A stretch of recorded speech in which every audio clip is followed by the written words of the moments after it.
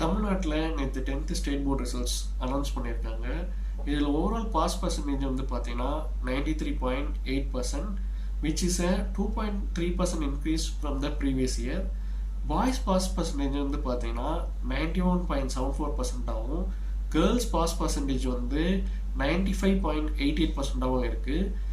Top performing டிஸ்ட்ரிக்டாக சிவகங்கையில் 98.3% எடுத்து மாணவர்கள் தேர்ச்சி பெற்றிருக்காங்க.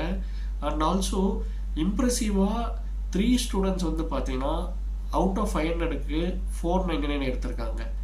அதே மாதிரி நீங்கள் தேர்ச்சி பெறலைன்னா தமிழ்நாடு அரசு மறு தேர்வுக்கு டேட் அனௌன்ஸ் பண்ணியிருக்காங்க.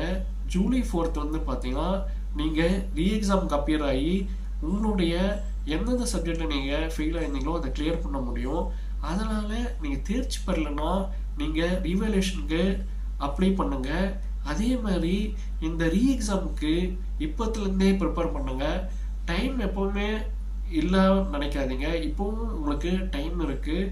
அதே மாதிரி உங்களுக்கு கவுன்சிலிங் தேவைப்பட்டால் உங்கள் பேரண்ட்ஸ் கிட்ட சொல்லி 104க்கு கால் பண்ணி கவுன்சிலிங் எடுத்துங்க.